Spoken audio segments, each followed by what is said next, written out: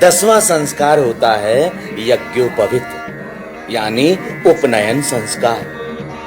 उपनयन का अर्थ होता है नजदीक लाना।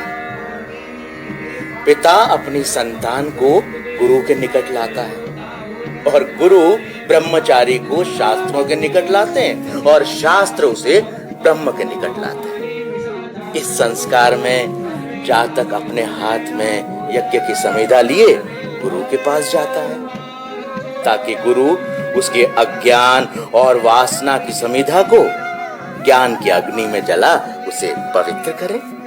कन्हई, उपनयन संस्कार यह हमारी आश्रम व्यवस्था के पहले आश्रम ब्रह्मचर्य में प्रवेश है। तुम्हारी माँ ने तुम्हें पहला जन्म दिया, अब मैं तुम्हें अपने ज्ञान के गर्भ में धारण करता हूँ।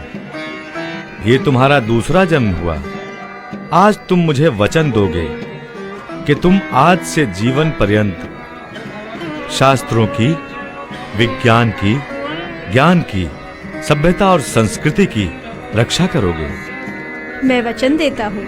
तुम मुझे वचन दो कि तुम यज्ञोपवीत के 3 सूत्र रूपी वेदत्रयी की रक्षा करोगे और 3 ऋणों के प्रति अपना कर्तव्य पूरा करोगे। कन्हई, ये 3 ऋण हैं देव ऋण, ऋषि ऋण और पितृ ऋण। देव ऋण यानी सूर्य, चंद्र, वायु आदि प्रकृति रूपी देवता जो हमें जीने में सहायक होते हैं, उनके प्रति आभार व्यक्त करना। यह देव यज्ञ के द्वारा संपन्न होता है।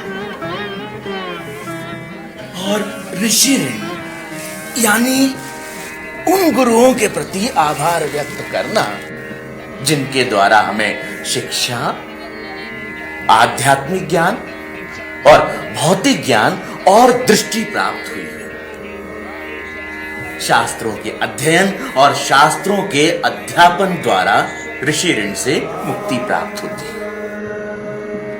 पितृ ऋण यानी अपने माता पिता और पूर्वजों के प्रति आभार व्यक्त करना।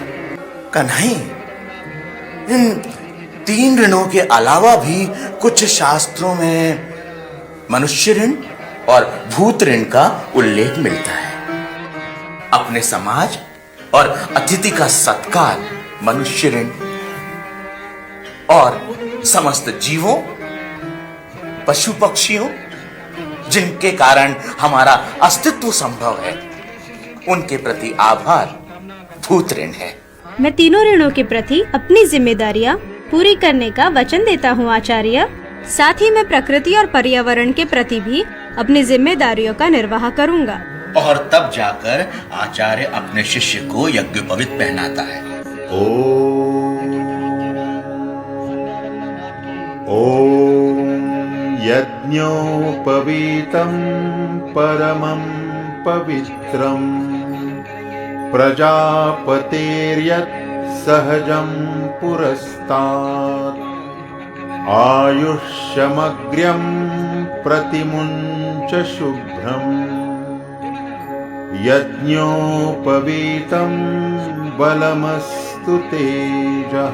और तब जाकर आचार्य और पिता बटु यानी शिष्य के कान में ब्रह्मोपदेश यानी गायत्री मंत्र कहते हैं।